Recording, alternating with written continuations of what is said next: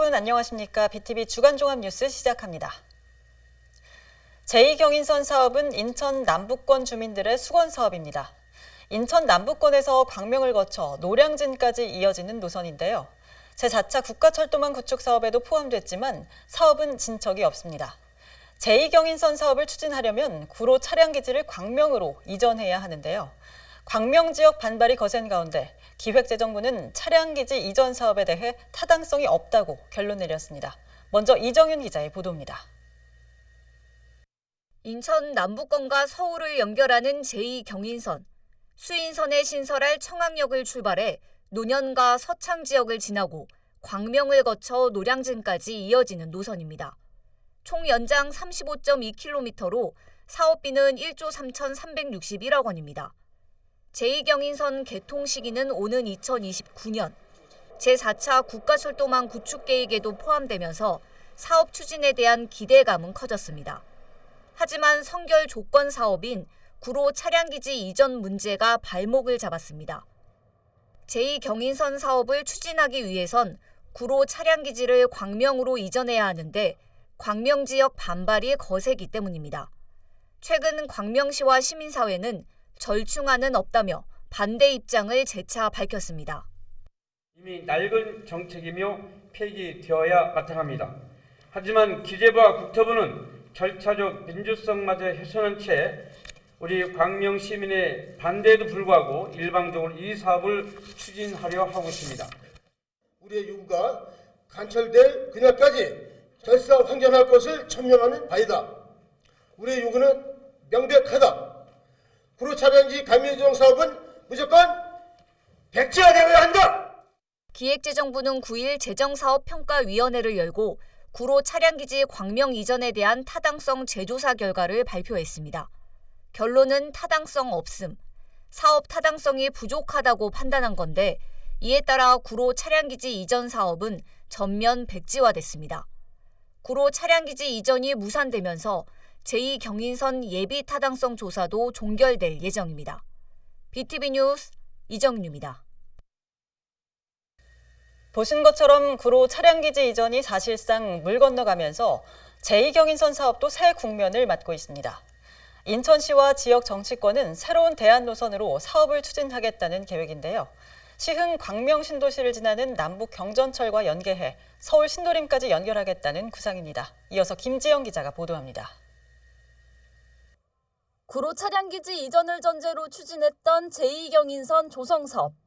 차량기지 이전이 물 건너가면서 새로운 국면을 맞았습니다. 인천시와 지역 정치권이 지난해부터 제2경인선 사업 재기획 사전 타당성 조사 용역을 추진해 대안 노선을 확보한 겁니다. 그동안 제2경인선 사업이 구로 차량기지 광명 이전 사업과 연계 없이 차질 없이 추진 가능하도록 저희들은 여러 방안을 인천시와 함께 모색해 왔습니다. 그 결과 대안 노선 마련이라는 의미 있는 결과를 도출할 수 있었습니다. 대안 노선도를 보면 연수구 청학동을 출발해 인천 논현과 서창, 시흥 은계지구까지는 기존 제2경인선과 동일합니다. 하지만 은계지구를 지나 기존 노선에 포함됐던 부천 옥길지구 대신 시흥 광명 신도시가 새롭게 포함됐습니다. 이후엔 구로 차량기지를 거치지 않고 바로 신도림까지 연결되는데 이때 광명과 시흥을 관통하는 남북 경전철과 이어집니다. 시흥 광명 신도시에 신설되는 남북 경전철과 연계한 사업계획을 통해 더 속도감 있게 추진하겠습니다. 구로 차량기지를 거치지 않고 남북 경전철로의 직접 연결을 통해 더 단축된 노선이 가능합니다.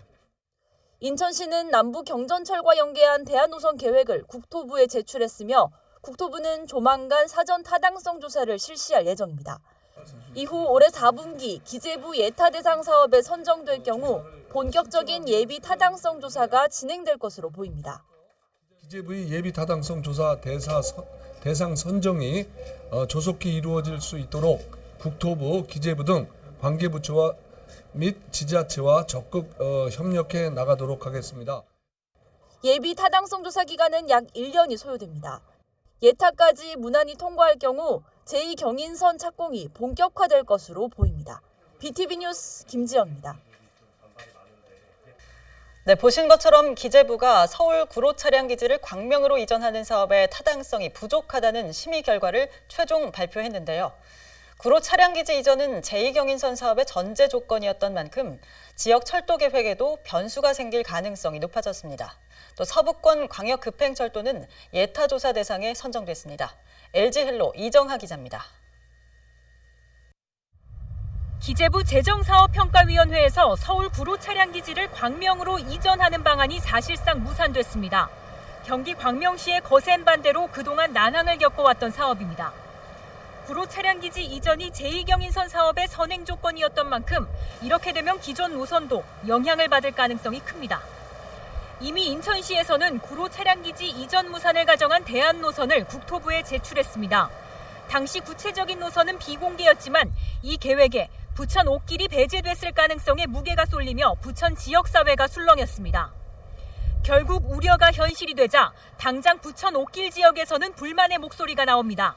인천에서는 이제 내년 선거 때문인지 뭐 어떤 의원님들이 이런 노선을 개발했고 발표하고 이런 것들을 되게 말을 많이 하고 있는 상태인데 부천 쪽에서는 아무 말이 없어가지고 사람들이 관심이 있는 건지 이거 되게 첫 번째로 궁금해하고요. 17년부터 사람들이 고생해서 만든 노선이다 보니까 되게 이제 오랫동안 저희가 기다려왔고 이제 될 거라고 이제 되게 좀 믿음을 가졌는데 이게 배신감이라든지 사람들이 실망감을 되게 많이 가지신 것 같아요.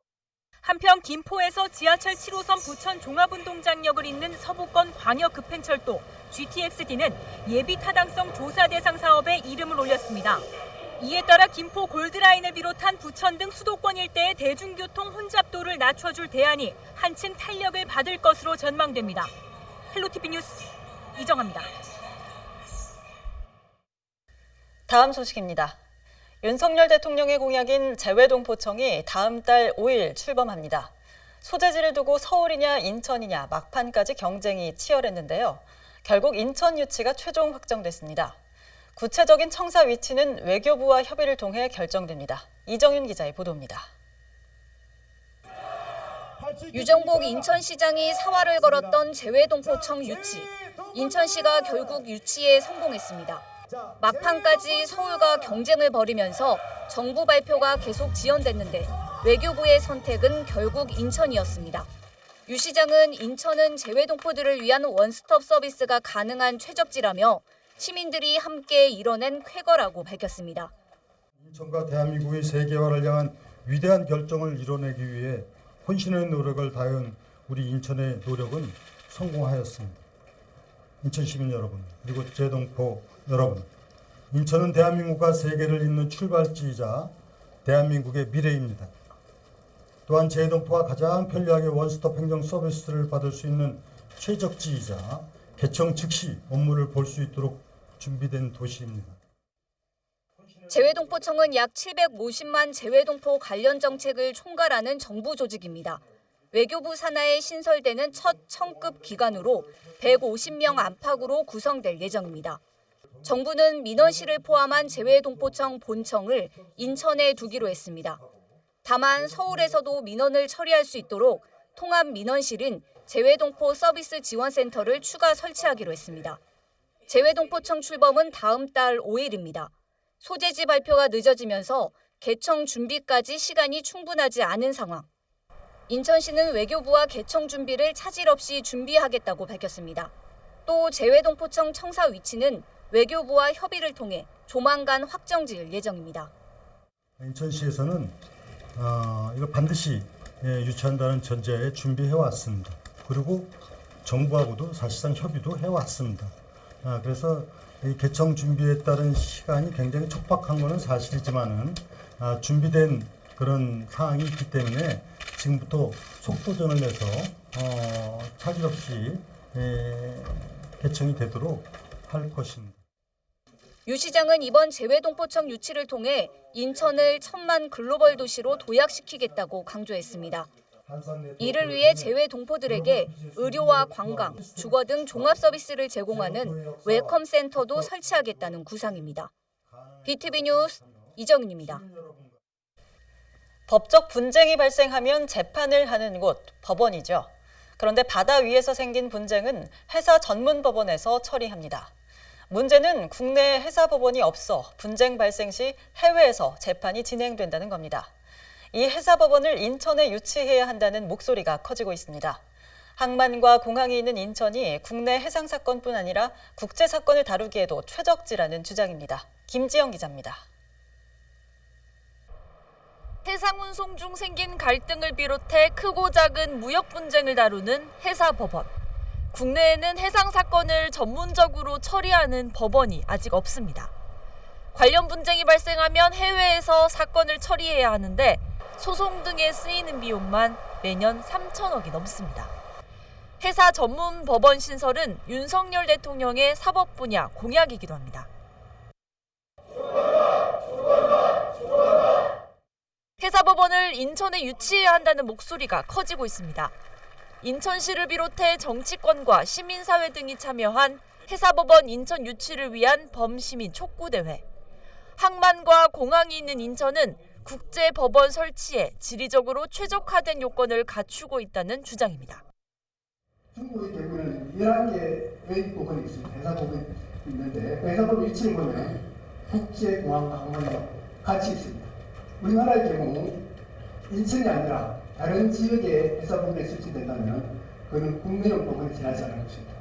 인천에 있어야만 국제법원이 될 것입니다. 해사법원이 설치되면 국내뿐 아니라 국제 해사 사건 수요도 창출할 수 있을 걸로 보입니다. 각종 해양 사건을 처리하는 해경 본청이 소재한 지역이란 점도 인천이 최적지란 주장에 설득력을 더하고 있습니다. 해경 본부가 여기 있습니다. 해경이 뭐 사고가 그러면 처리하는 기관 아닙니까? 평균 3,500억 정도가 해외 유출되는 거예요. 법원이 없어서. 저는 정말 답답해요. 유정북 인천시장도 해사법원 유치를 위해 함께 힘을 모아줄 것을 당부했습니다. 인천이 꾸벅꾸벅 발전해나가는 대한민국의 미래를 열어가자 해야 되지 않겠습니까? 우리가 해야 될 그런 과제에 대해서는 좀 더 적극적이고 좀 더 강력하게 함께 힘을 모아 나가야 되겠다는 말씀을 드리고, 현재 인천 외에도 서울과 부산 등이 해사법원 유치 경쟁에 뛰어들었습니다. 해사법원 인천 유치 범시민운동본부는 향후 국회 합동토론회와 시민 서명 운동을 진행하는 등 해사법원을 인천에 유치하기 위한 다양한 노력을 이어갈 방침입니다. BTV 뉴스 김지영입니다. 인천시가 블록체인 허브 조성을 위해 본격적으로 나섭니다. 국내외 디지털 기업과 블록체인 생태계를 조성하고 연계 사업을 발굴해 나간다는 계획입니다. 보도에 배상민 기자입니다. 4차 산업혁명의 핵심 기술인 블록체인. 인천 지역 디지털 기업 수는 6%로 지방에 비해 많은 편이지만 전문 인력과 원천 기술은 부족한 실정입니다. 인천시는 블록체인 산업 생태계 육성과 앵커 기업 유치에 적극 나서기로 했습니다. 이를 위해 블록체인 비전을 선포하고 국내외 기업들과 양해각서를 체결했습니다. 행사에는 세계 최대 디지털 자산 거래소인 바이낸스, 반도체 설계 회사 AMD 등 국내외 15개 기업이 참여했습니다. 보안성이나 투명성이나 안정성 이런 것을 기반으로 하는 디지털 기술이 이제 금융뿐만이 아니라 경제와 공공부문, 보건 모든 분야에 확대 발전돼 가고 있기 때문에 인천이 이것을 선도적으로 주도해 나가겠다. 인천시는 우선 금융, 바이오, 환경, 항만, 물류 중심의 디지털 경제 자유구역을 조성할 계획입니다. 또 블록체인 신기술 개발 지원과 블록체인 연계 사업 발굴, 디지털 경제 산업협회 설립 등도 추진합니다. 2026년까지 예산 133억 원을 들여 공유 주차장 등 블록체인 실증 시범 서비스를 발굴하고 선도 기업 육성 사업도 단계적으로 추진합니다. 경제자유구역청은 앞으로 블록체인 기술을 활용해 미래 산업 분야의 혁신을 이루고 국내외 기업들이 더욱 적극적으로 인천 경제자유구역에 투자하고 입주할 수 있도록 다양한 지원과 인프라를 구축하는 데 최선을 다해 나가겠습니다. 인천경제청은 국내외 기업 유치를 위해 다양한 지원과 함께 인프라도 구축할 계획입니다. BTV 뉴스 배상민입니다.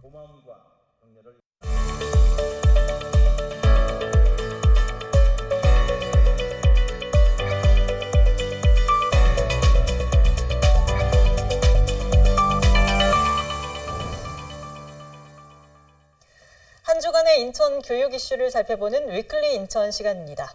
황보근석 인천시 교육청 대변인 자리했습니다. 대변인님 안녕하십니까? 예, 안녕하세요. 황보근석입니다. 네, 인천시 교육청이 지난해부터 학생들에게 노트북을 보급하고 있는데요. 학생들의 호응이 굉장히 높다고 합니다. 어떻게 진행되고 있습니까? 예, 지난 3년 넘게 코로나의 위기는 우리 교육에도 큰 변화를 가져왔는데요. 예. 이는 미래 교육을 위한 기반을 다지는 기회가 되기도 했죠. 우리 교육청은 2021년 6월 디지털 교육도시 인천을 선포하고 본격적인 미래 교육 준비를 시작을 했습니다. 2022년에는 26,895명의 중학교 1학년 학생들에게 노트북을 보급했고요. 2023년에는 초등학교 6학년, 중학교 1학년, 그리고 고등학교 1학년 학생 총 8만 3천여 명에게 노트북을 보급하고 있습니다. 올해 5월까지 보급이 완료될 거라고 보고 있고요. 그리고 내년에 2024년에는 초등학교 5학년, 그리고 중학교 1학년, 고등학교 1학년 총 7만 8천여 명의 학생들에게 보급할 계획이고요. 예산도 이미 확보해 놓은 상황입니다. 그리고 2025년에 초등학교 4학년, 고등학교 1학년 학생 5만 500여 명의 학생들에게 보급할 계획입니다. 지난달 교육감과 함께 인천 바이오과학고를 방문해서 노트북 보급 현황을 좀 살펴봤는데요. 노트북을 받고 기뻐하는 학생들의 표정에 인천 교육의 밝은 미래를 엿볼 수가 있었습니다. 네, 보급은 이렇게 되고 있는데 노트북이 관리가 잘 돼야 할 텐데요. 네. 그런 문제가 있을 테고 또 역기능에 대한 우려도 좀 있습니다. 대책도 함께 있을까요? 예, 오히려 이제 노트북을 받고 학생들의 어떤 역기능에 대한 우려의 목소리도 큰데요. 작년에 저희가 노트북을 보급한 후에 학생, 학부모 그리고 선생님들로부터 설문을 좀 받아봤어요. 그랬더니 첫 번째 어려움이 노트북이 너무 무겁다는 거였습니다. 예. 학생들이 소지하고 다니기가 힘들다는 거였고요. 두 번째는 이왕이면 고품질의 사양을 좀 만들어 달라. 그래서 좋은 노트북을 보급해 달라는 거였고요. 그래서 올해 저희가 준비한 거는 작년보다 한 50% 정도 무게가 덜 나가는 한 1.1kg 나가는 노트북을 보급하고 있고요. 성능 또한 최고 사양의 노트북을 좀 보급하고 있습니다. 이 노트북 보급으로 학교 선생님들 업무가 또 가중될 수가 있거든요. 또 역기능에 대해서 우려하는 목소리도 컸고요. 그래서 선생님들 업무를 경감시켜 드리기 위해서 우리 교육청은 별도 업체와 5년간 일괄 유지 관리 계약을 맺었습니다. 그래서 AS 콜센터를 통해 접수된 간단한 소프트웨어 문제는 원격으로 바로 해결해 드리고 있고요. 좀 큰 문제가 될 수 있는 하드웨어 문제가 있죠. 그런 고장이 났을 때는 학교에 설치된 무인 보관함을 통해 접수를 하고 또 완료품을 학생들에게 제공해 드리고 있습니다. 비용 문제가 좀 걱정이 되실 텐데요. 고장이 났을 때 비용은 어떻게 처리하느냐 이런 부분들에 대한 질문도 많았습니다. 그래서 일반적인 고장은 저희가 다 무상으로 수리해 드리고 있고요. 만약 이제 사용자 과실에 의해서 고장이 났을 때는 올해 보급한 노트북은 17%의 본인 부담으로 수리해서 사용할 수 있도록 할 것입니다. 아마 학부모님들이 노트북 보급에 따라 우려하는 게 아마 인터넷 중독이라든가 좀 걱정되는 부분들이 있을 겁니다. 그래서 저희 교육청에서는 노트북에다가 유해 정보 차단 프로그램을 설치해서 보급을 했고요. 또 학생 인터넷 이용 습관 진단 조사를 했고 그리고 올바른 습관을 가질 수 있도록 계속 지도를 하고 있습니다. 그리고 인터넷 중독 예방을 위한 상담을 계속해서 하고 있고요. 마찬가지 학부모 교육도 중요하더라고요. 그래서 학부모 교육도 저희들이 계속 시행하고 있습니다.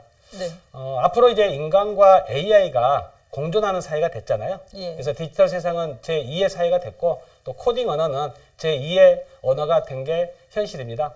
이 보급된 노트북으로 학생들이 건강한 디지털 시민으로 자라도록 디지털 리터러시, 또 디지털 안전, 디지털 역량 교육을 계속 강화하도록 하겠습니다. 네, 최근에 도성훈 교육감님 그리고 인천시 교육청 관계자분들이 북유럽 연수를 다녀오신 걸로 이제 알고 있는데요. 어떤 목적으로 다녀오셨을까요? 예, 교육감을 단장으로 각 부서 담당자와 그리고 외부 전문가 13명이 지난 4월 23일부터 5월 3일까지 9박 11일간 일정으로 북유럽을 다녀왔습니다. 이번 방문의 목적은 인천 교육의 현주소를 점검해보고 미래의 과제를 발굴하기 위함이었는데요. 현재 우리 교육청 현안으로 학업 중단 학생이 좀 증가하고 있다는 겁니다. 또한 학생 중심의 개별 맞춤형 교육 수요가 계속 증가하고 있어서 이 북유럽의 상황을 좀 알아보고 우리 인천 교육에 어떻게 접목시킬 수 있을지 탐색해 보고자 다녀왔습니다. 우리 인천 교육의 미래 과제를 발굴하기 위해서 이번에 간 나라가 핀란드와 덴마크, 여기에서는 대안교육을 중심으로 좀 살펴봤고요. 예. 북아일랜드에서는 통합교육을 중심으로 살펴봤습니다. 그리고 프랑스에 가서는 바칼로레아 교육과정과 창업교육을 중심으로 살피고 돌아왔습니다. 인상 깊었던 점은요. 한 아이도 포기하지 않는 핀란드와 덴마크의 대안교육이었습니다. 예. 핀란드는 학교 부적응 학생들을 위해서 유연한 교육 프로그램을 운영하고 있었고요. 덴마크는 사회성이 부족하거나 또 난독증, 또 ADHD 학생들이 다니는 학교가 별도로 운영을 하고 있었습니다. 예. 아마 우리 교육청하고 좀 비슷한 부분이 있었고요. 북아일랜드에서는 통합교육, 거기에서는 이를 반평경 교육이라고 그러더라고요. 예, 그래서 다름에 대한 존중, 또 서로 다른 배경이지만 함께 살아가는 방법을 가르치는 통합교육의 성공 모델을 좀 보고 왔습니다. 예. 그리고 평화교육 기관을 방문했는데요.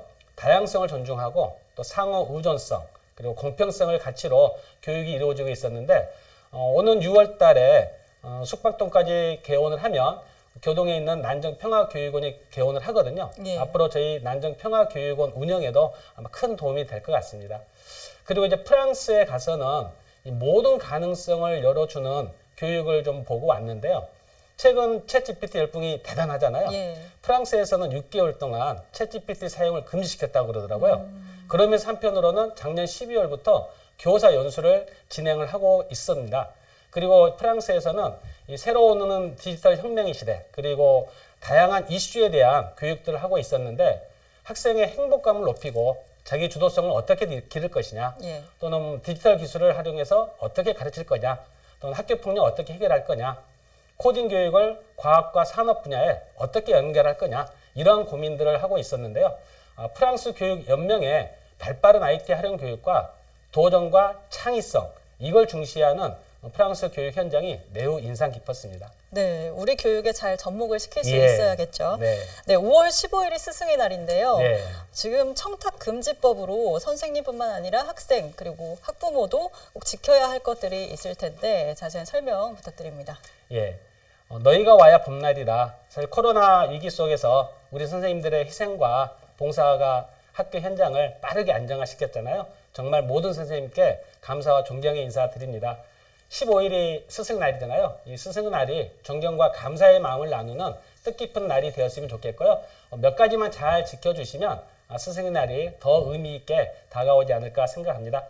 먼저 어린이집 보육교사에 대해서는 이 청탁금지법이 적용되지 않습니다. 다만 국공립 어린이집을 위탁받아 운영하는 경우에는 그 대표자의 원장은 적용 대상이 될 수 있다는 점을 꼭 알아두셔야 하겠고요. 담임선생님께 드리는 카네이션은 어떨까요? 궁금해하실 텐데요. 학생 대표 등이 선생님께 공개적으로 제공하는 카네이션이나 꽃은 상관이 없습니다. 예. 가능합니다. 그리고 학생들이 이 선생님에게 이제 감사의 마음을 전달하고 싶어서 네. 십시일반이 돈을 모아서 주는 경우도 있었는데요. 네. 5만 원 이하의 선물을 하는 것도 금지되어 있습니다. 절대 해서는 안 되겠고요. 학부모가 자녀의 담임 선생님께 뭐 커피라든가 또 음료를 제공하는 것도 금지가 되어 있습니다. 그리고 학년이 이제 변경이 되면 예. 바뀌었으니까요. 이전 담임 선생님께 뭐 기프트콘이라든가 상품권 또는 육아증권을 제공하는 것은 안 됩니다. 다만 이전 학년도 담임 선생님이나 또는 교과 담당 선생님에게 뭐 사교라든가 또는 의뢰 목적으로 5만 원 이하의 선물 또는 농수산물이나 가공품의 경우는 10만 원 이하의 선물은 가능하다는 것도 알아두시면 좋겠고요. 가끔 이제 학부모회나 학교 운영위원회 관계자가 교장, 교감 선생님께 선물하는 경우가 있는데요. 네. 절대 해서는 안 되겠습니다. 네. 특히 이 금액 범위에 상관없이 해서는 안 되는데 누구든지 교직원 등에게 수수 금지 금품 등을 제공하거나 또 제공하겠다고 약속하거나 또 의사 표시를 하면 형사처벌까지도 받을 수 있다는 거 꼭 알아두셨으면 좋겠고요. 졸업한 후에는 재학했던 학교 교사와 학생 간에 좀 특별한 사정이 없기 때문에 직무 관련성이 없겠죠. 그래서 일정 금액의 선물이 가능하다는 것도 알아두시면 좋겠습니다. 네. 하지만 선물을 꼭 주고 받아야 감사의 마음을 전달하는 건 아니잖아요. 네, 그렇죠. 감사의 편지나 글로 감사의 마음을 전해주시면 뜻깊은 스승의 날이 되지 않을까 생각합니다. 네, 오늘 말씀 여기까지 듣겠습니다. 고맙습니다. 네, 고맙습니다.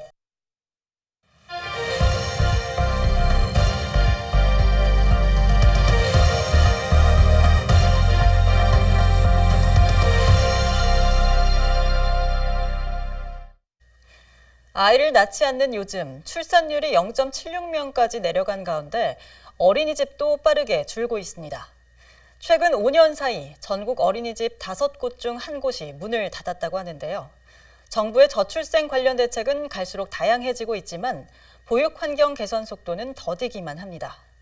지역 소멸을 막아라 케이블 TV 공동기획보도 먼저 HCN 경북방송 전복은 기자의 보도입니다. 상주시 도심 한가운데 있는 어린이집입니다. 1995년 처음 문을 연 뒤 지난해 5월 문을 닫았습니다.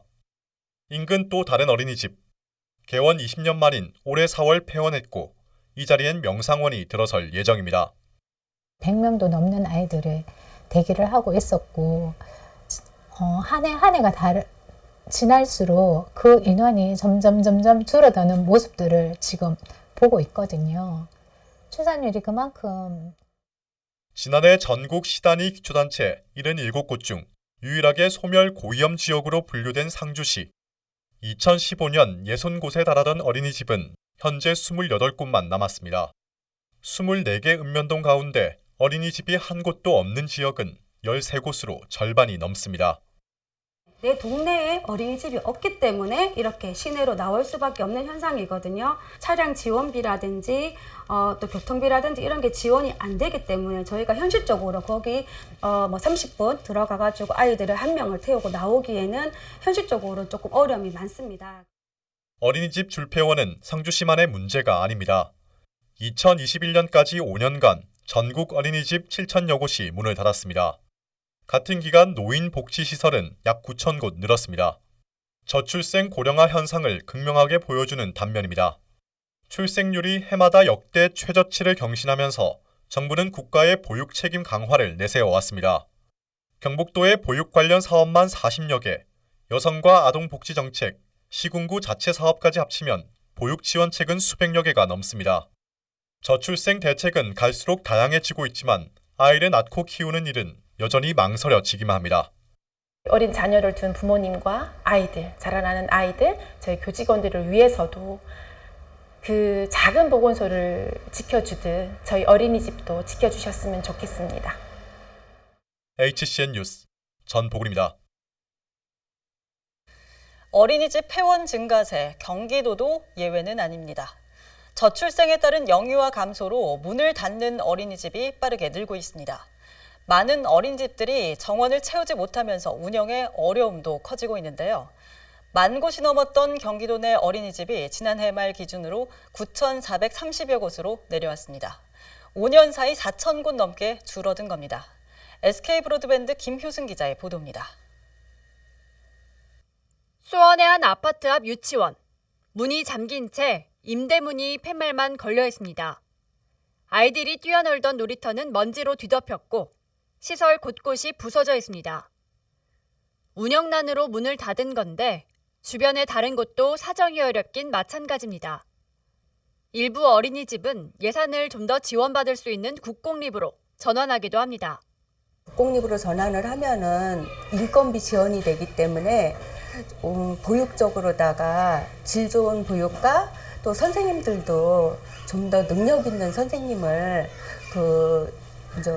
채용할 수가 있어서 아이들이 좀 더 많이 이용할 수 있는 그런 장점도 있을까 해서.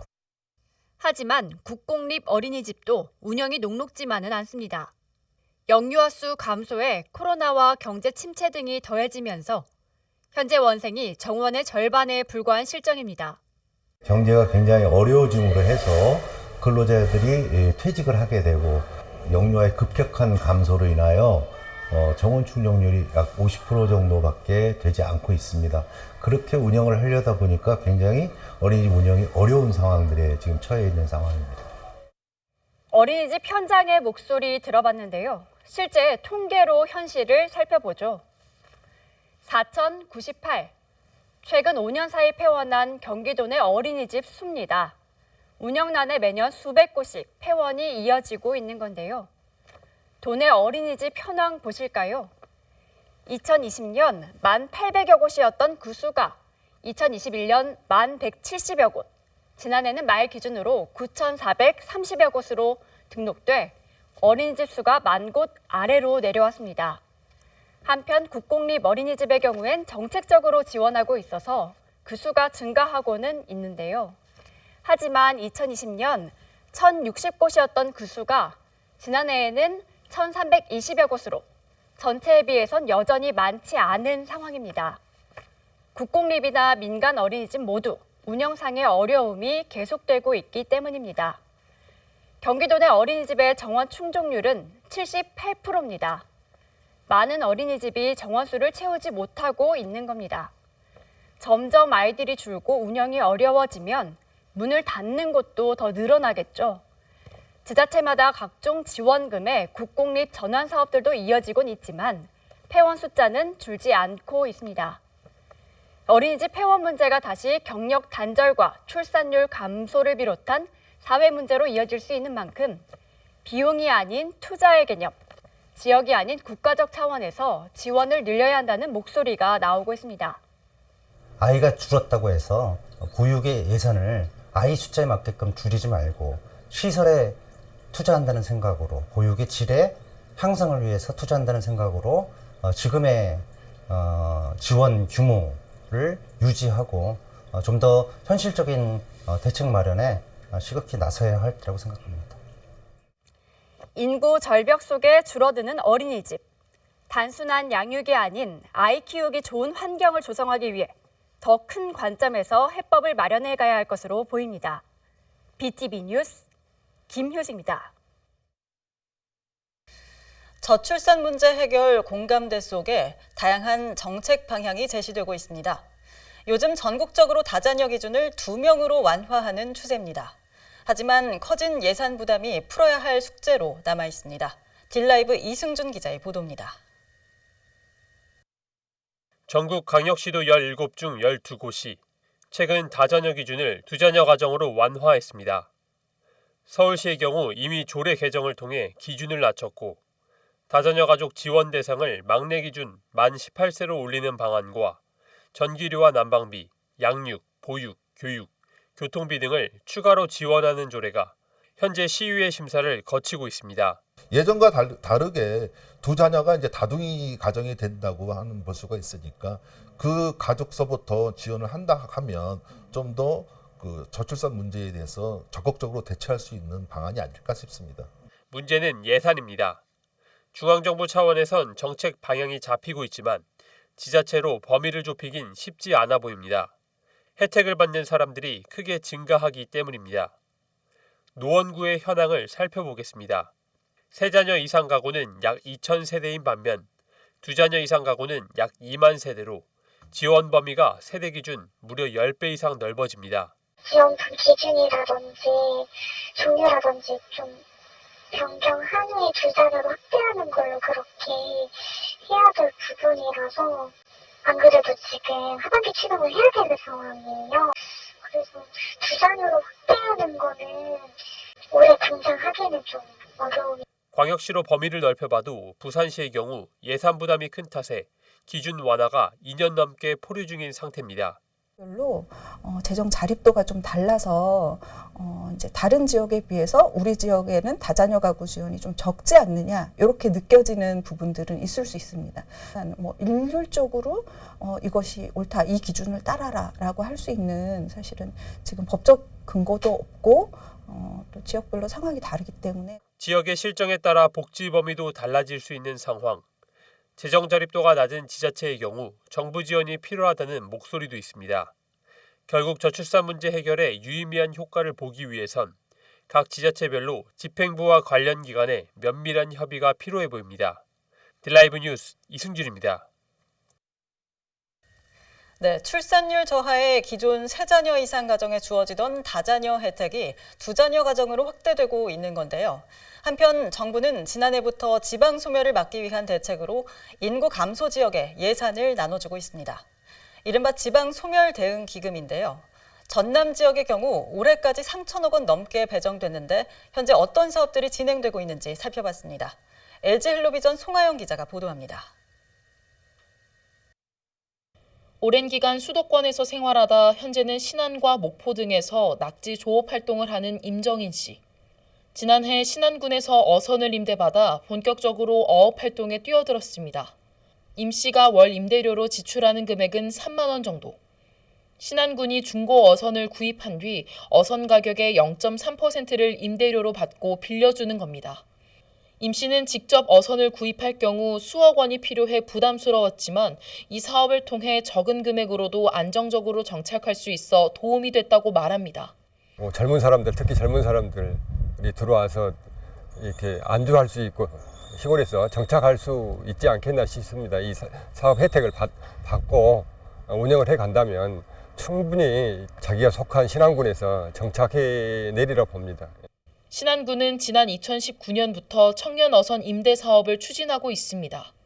그동안 군비로만 추진됐던 사업은 지난해부터 지방소멸 대응기금이 투입돼 탄력이 붙었습니다. 당초 30억 원대였던 예산 규모가 2배 이상 올라 74억 원으로 증가한 겁니다. 이처럼 전남에서 지방소멸 대응기금을 활용해 인구 유입 정책을 마련한 시군은 모두 16곳.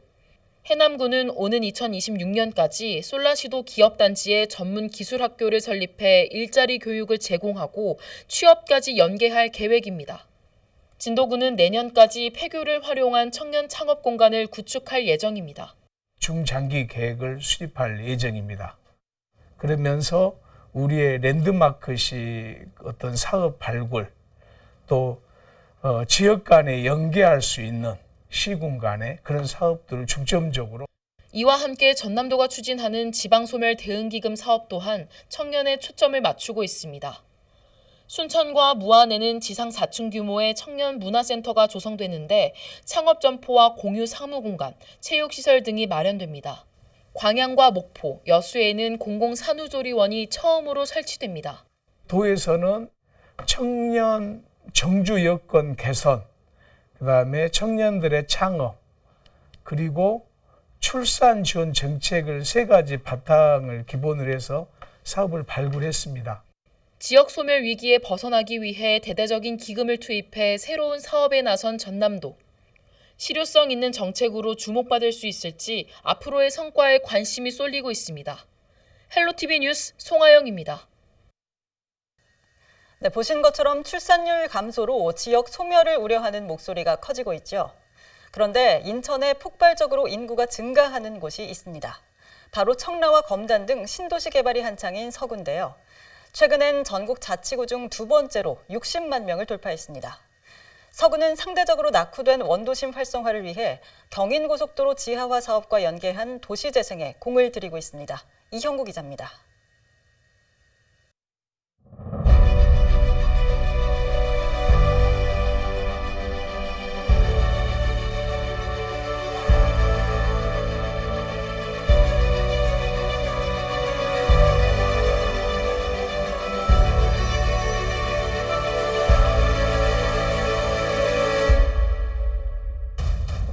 지난 1988년 북부에서 분리된 서구.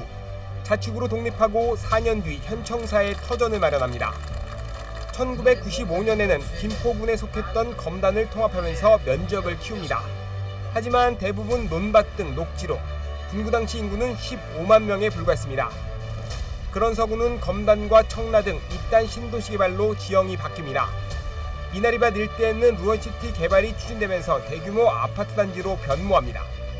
그 당시에 여기는 미나리밭이었고 빨간색 흙으로 다 뒤덮여 있었고 아파트 단지라고는 찾아볼 수 없었는데 제가 그렇게 이 동네에서 자라다가 성인이 되어서 다시 재개발된 곳으로 고만한 아이를 데리고 지금 다시 입주를 하게 되었습니다.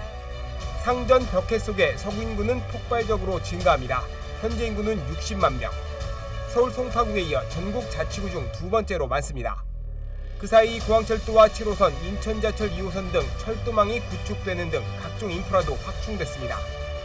예전부터 서구에 살면서 조금 편의시설도 부족한 것 같고 뭐 정류장 같은 것도 부족하다고 많이 생각했는데 최근에 막 발전하면서 편리시설이 많이 생기진 것 같아가지고 이제 서구는 제2의 변화를 앞두고 있습니다. 인구 증가에 따른 분구가 추진 중입니다. 경인 아라뱃길을 경계로 북쪽은 검단구로, 남쪽은 서구로 분구하는 작업이 진행 중입니다. 원도심 활성화도 추진합니다. 경인고속도로 지하화와 일반 도로화가 추진 중인데 상대적으로 낙후된 원도심에 활력을 불어넣겠다는 구상입니다. 도로 좌우측 지역에 대한 도시계획이나 지구단위 계획 변경을 통해서 조금 더 쾌적한 거주나 생활 환경을 만들므로 해가지고 대표적인 그 도시재생 사업의 모델을 한번 만들어 나가려고 합니다. 서구는 검단 신도시 개발 등으로 인구가 계속 증가해 2030년 안에 70만 명을 돌파할 것으로 예상됩니다. 행정구역 개편과 함께 내년 총선에서 지역구 의석을 늘려야 한다는 목소리도 커지고 있습니다. BTV 뉴스 이영구입니다. 친환경에 저렴한 연료비까지 여러 가지 장점 덕에 전기차 수요가 계속 늘고 있는데요. 한 가지 걱정은 화재입니다. 전기차는 불이 나면 1000도 가까이 온도가 치솟아 일반 소화기로는 불을 끄기가 쉽지 않다고 합니다. 때문에 전기차 화재에 대비해 전용 소방 장비를 늘려야 한다는 지적이 나오고 있습니다. 김지영 기자입니다. 불에 타 철골 구조만 남은 차량에 연신 물을 뿌립니다. 지난달 19일 대구의 한 도로에 주차 중이던 전기차에서 원인을 알 수 없는 화재가 발생했습니다. 전기차 화재 진압 장비인 이동식 소화 수조가 동원됐지만 불을 끄는데 1시간 넘게 걸렸습니다. 나흘 뒤 대구의 또 다른 아파트 주차장. 주차장에 세워둔 전기차에서 불이 났습니다. 출동한 소방대원들이 화재가 난 차량에 특수한 덮개를 덮어 겨우 불을 껐습니다. 전기차 배터리는 불이 나면 주변 온도가 1000도 가까이 치솟습니다. 배터리 화학작용으로 인한 열폭주 현상 때문인데 소화기 같은 일반 장비로는 화재 진압이 불가능합니다. 이슈되는 게 이제 화재 그런 게 조금 걱정스러운데 수조로 해서 진화할 수 있는 그런 장비들을 각 이제 소방서에 좀 이제 구축을 해줬으면은. 인천은 현재 11개 소방서에 전기차 화재 진압용 덮개인 질식 소화포 23점과 차량 배터리에 집중적으로 물을 뿌리는 상방 관창 11점을 구비하고 있습니다. 하지만 이동식 냉각 수조는 아직 없습니다. 최근 인천시의회 홈페이지엔 이동식 냉각 수조 구입을 촉구하는 시민들의 민원이 제기되기도 했는데 인천 소방본부는 올 하반기 중 구입 여부를 검토할 예정입니다.